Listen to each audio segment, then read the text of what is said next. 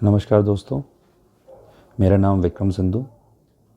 आज 11 दिसंबर 2021। आज से मैं अखबार की समीक्षा करके नया वीडियो बनाना आरंभ कर रहा हूँ। मेरी कोशिश रहेगी मैं डेली जो भी न्यूज़ हैं उसके प्रति अपनी सोच आप सबके सामने प्रकट करूँ, और उस विषय में आपका कोई भी सवाल हो तो आप मुझसे पूछ सकते हैं। तो चलिए आज के अखबार की समीक्षा शुरू करते हैं। आप देख सकते हैं आज तारीख 11 दिसंबर, ये रोहतक का दैनिक भास्कर अखबार है। इसमें किसानों की वापसी के बारे में बताया गया है। मैंने आपको पहले भी कहा था, ये किसान वापसी एक सरकार का नया एजेंडा है जिसके ज़रिए वो वैक्सीनेशन करना चाहती है। जब तक किसान रोड पे बैठेंगे तब तक उनको वैक्सीनेशन करना इम्पॉसिबल है। इसके लिए उनका घर जाना ज़रूरी है। और आप सभी को पता है, सरकार ने पहले ही हर घर दस्तक एक प्रोग्राम चला रखा है जिसके ज़रिए घर घर पहुंचकर जैसे पोलियो की ड्रॉप दी जाती थी, ऐसे ही कोरोना के लिए वैक्सीन दी जा रही है, जिसमें लोगों को बरकलाया जा रहा है, परिवार का प्रेशर डाल के उनको वैक्सीनेट किया जा रहा है। यानी जो अपनी मर्ज़ी से कोविड पोर्टल पे जाके वैक्सीनेशन नहीं लेना चाह रहे थे तो उनको घर जा जाकर वैक्सीनेट किया जा रहा है। वैक्सीनेशन के लिए मैं आपको पहले ही पूरा डिटेल में बता चुका हूँ कि ये कितनी ख़तरनाक है। किसान 1 साल से बॉर्डर्स पे बैठे हैं, ना तो उन्होंने सोशल डिस्टेंसिंग की। 750 शहादत में एक भी किसान कोरोना से नहीं मरा, ये सरकारी आंकड़ा है। और उनमें से अधिकतर किसानों ने वैक्सीनेट भी नहीं कराया अपने आप को। तो सरकार की सबसे बड़ी चिंता यही है कि ये वैक्सीनेट नहीं कराएंगे तो उनका एजेंडा कैसे पूरा होगा।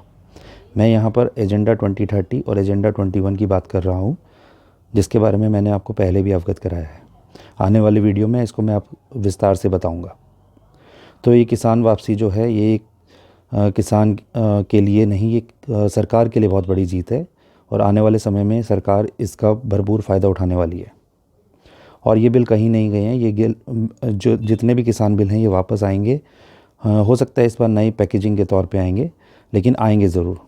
इसका सारा जो रिलेशन है, मुकेश अंबानी जो हैं अब दिवालिया होते नज़र आ रहे हैं, क्योंकि एलन मस्क जो है वो भी उनका इंटरनेट का जितना भी जो सपना था मुकेश अंबानी का, ऑप्टिकल नेटवर्क, पूरा धराशायी होने वाला है। अभी लो space satellite based internet service start होने वाली है, जिसके लिए आधिकारिक बयान एलन मस्क का आया था। उन्होंने कहा था कि पॉपुलेशन जो है कम हो रही है। वो इसका इशारा कर रहे हैं कि पॉपुलेशन क्यों कम हो रही है, और आने वाले समय में अगर पॉपुलेशन कम होगी तो वो इंटरनेट सर्विस किसको देंगे। तो ये सारी चीज़ों के बारे में मैं एक डिटेल में और अलग से वीडियो बनाने वाला हूँ। तो चलिए आगे आज के अखबार को कंटिन्यू करते हैं। तो मित्रों, इसमें एक बहुत बड़ी खबर है, खुले में नमाज बर्दाश्त नहीं होगी। एक राज्य का चीफ मिनिस्टर जो एक संवैधानिक पद पे बैठा है, उसको ये बात शोभा नहीं देती है कि नमाज बर्दाश्त नहीं होगी, अगर खुले में हो या कहीं पे भी हो। इनको एक तरीका होता है अंडर द लॉ, अगर ये कोर्ट के ज़रिए कोई आदेश लेके आए जिसमें ये न्यायाधीश ये निर्णय ले कि खुले में नमाज नहीं होगी, तो समझ में आता है। हरियाणा में भी बहुत सारे ऐसे डिस्ट्रिक्ट हैं जहाँ पर मुसलमानों ने भी चीफ मिनिस्टर को वोट दिया है, चीफ मिनिस्टर बनवाया है। तो एक ज़िम्मेवार पद पे ऐसी भाषा का होना अच्छी बात नहीं है। इससे पहले भी इन्होंने किसानों के लिए भी ये कहा था कि लठ ठा लो। लठ ठा लो जैसी शब्दावली एक चीफ मिनिस्टर को शोभा नहीं देती है। तो यहाँ पर ये चीफ मिनिस्टर का दोहरा चेहरा नज़र आता है। इन्होंने खुद ये बोला है, खुले में नमाज की जो प्रथा शुरू हुई है कतई बर्दाश्त नहीं की जाएगी। ये बर्दाश्त करने वाली स्थिति है ही नहीं, ये फिर से हिंदू मुसलमान हो रहा है। तो इस तरह की सोच रखने वाले सीएम को हम तो नमन नहीं कर सकते हैं। दोस्तों, एक बहुत बड़ी न्यूज़ आई थी, हमारे जो CDS first CDS chief defence staff जो बिपिन रावत सर हैं, उनके निधन के बारे में जब खबर आई थी तो मैंने आपको ये बताया था कि उनका मर्डर किया गया है, क्योंकि वो बायो वॉर के बारे में कुछ बहुत ही बड़ा खुलासा करने जा रहे थे। और ये पहली बार नहीं हुआ है, हमें ताशकंद भी पता है, हमें अपने और बहुत सारे साइंटिस्ट जो इसरो में काम कर चुके हैं उनके बारे में पता है कि कैसे उनको ख़त्म किया जा रहा है। और साथ ही मैंने अभी एक इमेज शेयर की थी जिसमें मैंने न्यूज़ बताई थी कि 117 इस तरह के इंसिडेंट पहले हो चुके हैं। और इसके साथ साथ हमारे पास पहले बहुत सारे उदाहरण हैं, जैसे कि सुभाष चंद्र बोस, जिनको इसी तरह से मरवाया गया था। तो एक कर्नल जो हमारे ये बिपिन रावत जी हैं, इनका भी निधन जो है वो सामान्य परिस्थितियों में नहीं है। मेरा पूरा इसमें षड्यंत्र की मुझे बू आती है, और इसके अंदर अभी और गुंजाइश है कि हम निष्पक्ष जांच, जो कि मुझे लगता नहीं कभी होगी, उसका हमें उम्मीद होनी चाहिए। दोस्तों, ये देश विदेश एक जो पेज है ये मेरा बहुत ही पसंदीदा पेज, मैं इसको गहराई से इसमें बहुत ही इम्पॉर्टेंट न्यूज़ मुझे मिलती हैं। जैसे कि आप देखिए, कोरोना वैक्सीन के बारे में एक न्यूज़ आई है। कोरोना वैक्सीन के बारे में इन्होंने बोला है कि SEC होता है सब्जेक्ट एक्सपर्ट कमेटी। ये किसकी है? Central drugs standard control organisation, यानी कि एक एक्सपर्ट कमेटी है जो ये बोल रही है, सीरम इंस्टीट्यूट ऑफ इंडिया के बारे में बात की गई है, ठीक है, कि बूस्टर डोज ज़रूरी क्यों है, ट्रायल आंकड़ा भी मांगा। तो इसमें ये कहा गया है कि जो बूस्टर डोज के पक्ष में प्राथमिक तौर पर जो आंकड़े दिए गए, उससे ये जो कमेटी है वो संतुष्ट नहीं पाई गई है। जबकि आप देख रहे हैं कि आज के टाइम दुनिया भर में बूस्टर डोज के बारे में बात हो रही है, और ये सीरम इंस्टीट्यूट ऑफ इंडिया जो है ये पूरी दुनिया को सबसे ज़्यादा वैक्सीन्स मैन्युफैक्चर करके देती है, right. They are the biggest manufacture in the entire world. तो अगर इतना बड़े स्केल पे ये लोग मैन्युफैक्चर कर रहे हैं और बूस्टर डोज को ये बार बार प्रमोट भी करते हैं, और जबकि हमारी ये कमेटी खुद ही संतुष्ट नहीं है, तो किस आधार पे ये बूस्टर डोज को इतना प्रमोट कर रहे हैं? ना ही तो इनके पास ट्रायल आंकड़े पेश किए गए हैं, जितने आंकड़े किए गए हैं पेश, उससे भी ये संतुष्ट नहीं है। साफ साफ इसमें लिखा गया है, सिर्फ एंटीबॉडी जांच करके ये बोल रहे हैं कि हमारे आंकड़े काफ़ी हैं बूस्टर डोज़ के लिए, लेकिन यह निर्णय लेना उपयुक्त नहीं होगा। ये जांच एजेंसी कह रही है, ये कमेटी कह रही है कि सिर्फ एंटीबॉडी जांच करके आप ये बता दो कि हमें ये निर्णय ले लेना चाहिए बूस्टर डोज़ के लिए, तो ये गलत होगा, ये पूरी तरह से संतुष्ट होने लायक नहीं है। इसमें मिक्सिंग ऑफ डोज के बारे में भी उन्होंने बोला है कि अभी कोई निर्णय नहीं लिया है, जबकि पीछे काफ़ी ये न्यूज़ आई थी कि आप डोज मिक्स करके लेंगे तो वो ज़्यादा अच्छे असरदार रहेगी। वो असरदार बिल्कुल रहेगी, आप लोगों को मारने के लिए असरदार रहेगी। उसके बाद है अध्ययन और नतीजे में 3 महीने लगेंगे। तो अभी तो कहते हैं अध्ययन ही चल रहा है और उसमें भी 3 महीने का समय ये मांग रहे हैं, जबकि बच्चों की डोज़ ये जनवरी में लेके आ रहे हैं। इनकी किसी भी डोज़ को प्रॉपर टाइम दिया ही नहीं गया है। जो भी वैक्सीन के बारे में थोड़ा भी जानते हैं वो ये जानते हैं कि वैक्सीन को जो ट्रायल होते हैं उसमें कम से कम 5 से 10 साल लगते ही हैं। उसके बिना इतनी जल्दी वैक्सीन के ट्रायल्स पूरे नहीं होते हैं। उसके लिए श्योरिटी नहीं दी जा सकती है कि ये पूरी तरह से आपके लिए सेफ़ है। चलिए आगे चलते हैं। जजों की भर्ती के बारे में कहा गया है, भारतीय सेवा आयोग पर आम राय नहीं है, यानी कि बहुत सारे राज्य जो हैं वो एक सिंगल एग्जामिनेशन पे जो एक अखिल भारतीय आयोग भर्ती परीक्षा इसके पक्ष में नहीं है।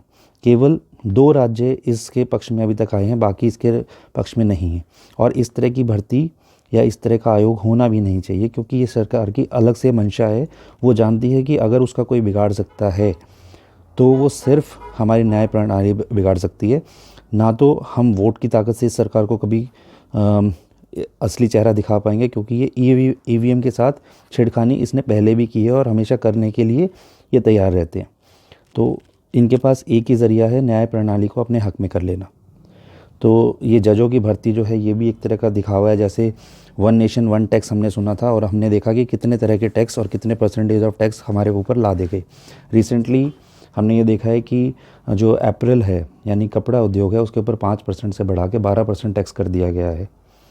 इसी तरह से ये टैक्स के ऊपर जैसे हुआ, इसी तरह से ये हर चीज़ में ये एक तो बोलते हैं लेकिन एक कुछ भी नहीं होता। जो इनकी मंशा होती है वो बिल्कुल ही अलग होती है। इसके बाद आप यहाँ पर आइए, वर्क फ्रॉम होम।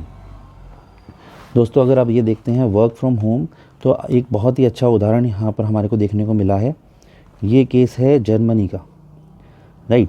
जर्मनी में बिस्तर से नाश्ता किए बिना सिर्फ अपने डेस्क कंप्यूटर पर, जो डेस्कटॉप उसके पास था, वो कर्मचारी वहाँ तक जा रहा था, उसका पैर मुड़ने से उसको चोट लग गई, जिसके लिए उसने वर्क फ्रॉम होम से के अंतर्गत उसने ये बोला कि मुझे हर्जाना मिले। इंश्योरेंस कंपनी को हर्जाना फाइनली देना पड़ा। सिर्फ वो इतना ही कह रहा था कि मैं बेड से डेस्कटॉप तक गया हूँ और जिस दौरान मुझे पैर में चोट लग गई। इस बेसिस पे उसने हर्जाना मांगा। बिस्तर से होम ऑफिस पर काम के लिए जाने को इंश्योर्ड वर्क रूट माना गया है। यानी कि जैसे आप घर से आप ऑफिस तक जाते हैं तो उस रूट को एक इंश्योरेंस किया जाता है उस रूट का, क्योंकि आप एक कंपनी के लिए कुछ काम करने निकले हैं, ठीक है। तो ये आपके एक आपका राइट आता है, जिस राइट को उस एम्प्लॉय ने एक्सेस किया और उसको बाकायदा इंश्योरेंस कंपनी को हर्जाना देना पड़ा। तो इस तरह के उदाहरण जर्मनी में सामने आए हैं। दोस्तों एक हास्यास्पद खबर ये बाइडन के बारे में है। बाइडन का रूस चीन पर वार, तानाशाही से लोकतंत्र को खतरा। बाइडन ने अभी 100 से ज़्यादा एम्प्लॉय होने पर उस ऑर्गेनाइजेशन को मैंडेटरी वैक्सीनेशन दिया था। तो इतना बड़ा तानाशाही करने के बाद ये लोगों को सीख किस हक से दे रहा है, मुझे ये देख के बड़ी हंसी आई। बाइडन के उस आदेश को उन्हीं की न्याय प्रणाली ने स्थगित कर दिया और अब वो मैंडेटरी वैक्सीनेशन जो है रोक दिया गया है कोर्ट के इंटरवेंशन के बाद, कोर्ट के हस्तक्षेप के बाद। तो ये दोहरा चरित्र दिखाता है अमेरिका के राष्ट्रपति का। एक और महत्वपूर्ण खबर हरियाणा सरकार के बारे में और जो स्कूलों से रिलेटेड है। हरियाणा अभी पूरी क्षमता से नहीं खुल पाएंगे स्कूल, ओके। तो अभी ये पूरी क्षमता से अभी नहीं, ये कभी भी नहीं खोलना चाहते हैं, क्योंकि इन्होंने 1 दिसंबर से खोलने थे। इन्होंने खुद लिखा हुआ है कि 1 दिसंबर से स्कूलों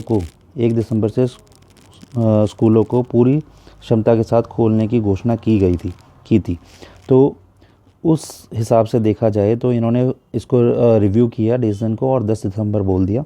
जैसे ही 10 दिसंबर ख़त्म हुआ, इन्होंने 11 दिसंबर को फिर से न्यूज़ निकाल दी। तो ये उसी तरह से हो रहा है जैसा लॉकडाउन आपका 1 हफ्ते या 2 हफ्ते होके और आपको 3-3 महीने लॉकडाउन में घुसा दिया गया था। इसी तरह से ये स्कूलों को भी कभी खोलने नहीं चाहते हैं। इनकी एक ही मंशा है कि स्कूल को बंद रखो, जबकि आप सभी जानते हो कि ये स्कूल जो हैं ये हमारे बच्चों का भविष्य है। हमारे बच्चों के भविष्य के साथ खिलवाड़ हो रहा है। हर भर्ती के जो पेपर है वो लीक हो जाता है और किसी भी भर्ती को देख लीजिए, किसी भी एजुकेशन सिस्टम को देख लीजिए, पूरी तरह से तानाशाही चल रही है। एजुकेशन सिस्टम को पूरी तरह से निस्तो नाबूद करने की कोशिश में ये सरकार लगी हुई है। तो हमें ये सोचना पड़ेगा कि हमारे बच्चों का भविष्य हमें कैसे चूज़ करना है। मैं आने वाले समय में बहुत सारे वीडियोस डालने वाला हूँ। आपसे अनुरोध करता हूँ कृपया मेरे साथ जुड़ें और मेरे अगर किसी विचार को आप उससे संबंध में किसी भी तरह का सवाल रखते हैं तो कृपया मुझसे बात करें। मैं आपके सवालों का कोशिश करूँगा हर एविडेंस के साथ जवाब दूँ। और मैं जो कह रहा हूँ वो सारी बात सत्य हो ये भी ज़रूरी नहीं है। आप अपना विवेक लगाइए और आपको किसी भी तरह का शंका है तो आप मुझसे बात कर सकते हैं। आने वाले समय में मिलते रहेंगे और जानकारी के साथ आपके समक्ष आता रहूँगा। धन्यवाद। आपका दिन शुभ हो।